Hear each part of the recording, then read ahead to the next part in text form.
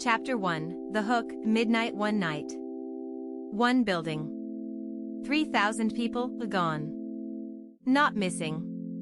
Not arrested. Not dead. Just gone. Like they were never there. And here's the wild part, the Japanese government knew. The landlords knew. And for decades, almost nobody talked about it. But to understand why this happened, you need to understand what came first, because this story goes all the way back to one of the strangest real estate decisions in modern Japanese history. In this video, we're going to look at the building itself and what it actually was. Then we'll dig into why 3,000 people walked away from it overnight. And at the very end, I'll show you what the site looks like today, and trust me, it is not what you'd expect. Stay with me. This one gets weird fast. Chapter 2, The Building. 1 o'clock. The building, or rather, the place, is Hashima Island. Known in Japan as Gunkanjima, which translates, brilliantly, to Battleship Island. And yes, it literally looks like a battleship rising out of the sea. A dense concrete island just off the coast of Nagasaki, packed wall to wall with apartment blocks, schools, a hospital, pachinko halls, shops, everything a city needs. At its absolute peak in the early 1970s, Hashima Island had a population density of over 83,500 people per square kilometer. To put that in perspective, that is the highest recorded population density in human history. Higher than Manhattan. Higher than Hong Kong. Higher than anywhere, ever. And this city, this concrete island fortress, existed for one reason only. Coal. The Mitsubishi Company owned the island and mined undersea coal deposits beneath it starting in 1887. They needed workers. So they built a city. Right there. In the middle of the ocean. Workers came. Families came. Generations were born there. By the mid-20th century, people had lived their entire lives on Hashima without ever feeling the need to leave. Schools, cinemas, rooftop gardens. It had everything. Cramped, noisy, concrete, but alive. Completely, buzzing, alive. But here's where the story turns. And I want you to stay locked in here, because what happened next is the part that most videos about Hashima completely skip over. Chapter 3, The Vanishing. 3 o'clock. In 1973, the global oil crisis hit Japan hard. Suddenly, coal wasn't the miracle fuel it once was. Oil was cheaper, more efficient. Demand for Hashima's coal collapsed almost overnight. Mitsubishi made the call. The mine would close. And that meant the island, the entire city, would close. The announcement came in January 1974. And here is the part that sounds unbelievable until you actually think about it. Within just a few months, all 3,000 residents packed their lives into bags and left. Not slowly. Not over years. In months. The school closed. The hospital closed. The shops closed. The lights went off one by one. And the stuff? They left almost everything. Furniture still in rooms. Clothes still in closets. Toys still on floors. Textbooks open on desks.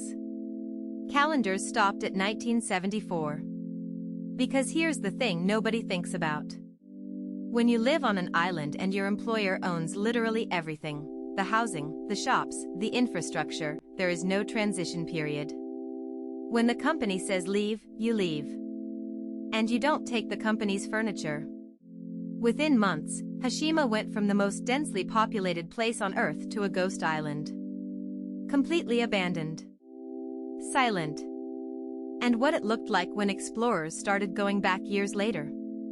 That's the part that will genuinely stop you in your tracks. And I'll get to that, but first, there's one more piece of this story that almost no one knows about. Chapter 4, The Darker History.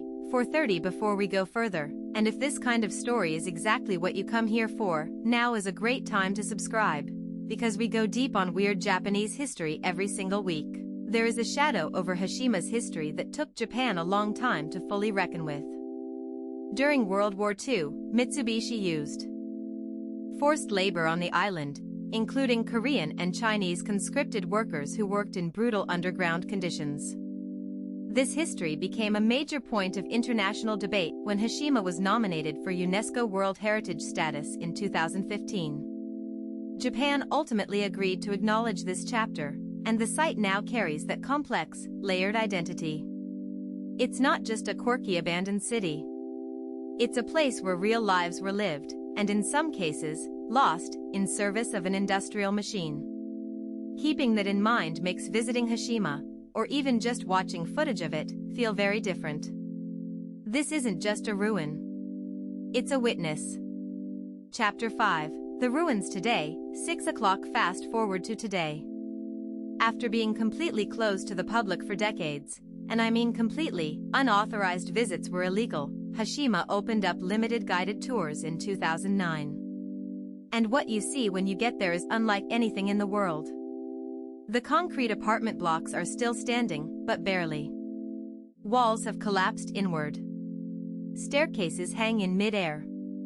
Trees and weeds have swallowed entire floors. The school gymnasium still has its floor markings visible. The apartment corridors are dark tunnels of peeling paint and salt air. The rooftop gardens have become wild tangles of greenery 60 feet above the ocean. You can only visit a small designated section of the island, the rest is too structurally dangerous. But even from the safe zone, you can peer into rooms that haven't been touched since 1974. Time capsule is almost too simple a phrase for it. It's more like an entire civilization paused in a single breath. And here is the detail that gets me every time.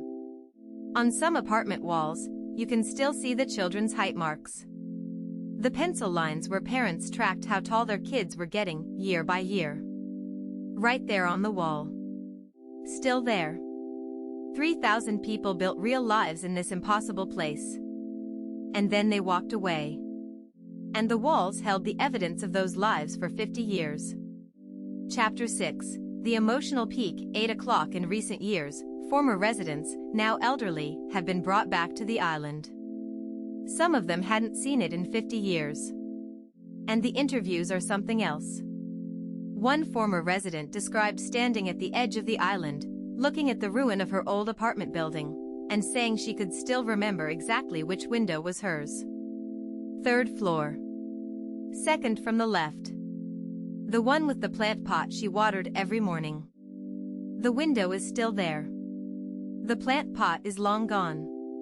But the window is still there. There is something about that, about a city built on impossible ambition, that lived a full life at an almost insane intensity, and then just stopped, that feels like it contains something important. Not a ghost story. Not a horror story. A very human story about what happens when the economic engine that powered a community suddenly turns off. About how quickly the physical evidence of a life can be left behind. About what walls remember even when people forget. Hashima isn't weird because it's abandoned. Hashima is weird because it was so extraordinarily, so densely, so completely alive, and then it wasn't. That contrast. That's the thing. Chapter 7, Conclusion plus next video tease, 10 o'clock. So let's bring it all together. Hashima Island, Battleship Island, was at one point the most densely populated place on the entire planet. A company-built city in the middle of the ocean, powered entirely by coal. When the coal economy collapsed in 1974, all 3,000 residents left within months. The island has been sitting there, frozen in time, ever since. It became a UNESCO World Heritage Site in 2015, carrying both the fascinating story of its industrial peak and the painful history of its wartime labor conditions. And today, if you visit Nagasaki, you can get on a boat and see it for yourself. See the pencil height marks. See the stopped clocks. See the window that was third floor, second from the left. If you made it this far, genuinely, thank you. This is the kind of story that deserves to be told slowly and properly. If you want more stories like this, Japanese history, weird places, things that don't get covered anywhere else, subscribe. We do this every week. And if Hashima got you curious about other abandoned places in Japan, places that locals almost never talk about openly, then the next video is going to completely break your brain. We're looking at a Japanese village where the residents stopped aging.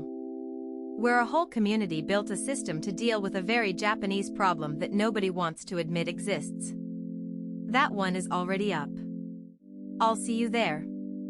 See you in the next one.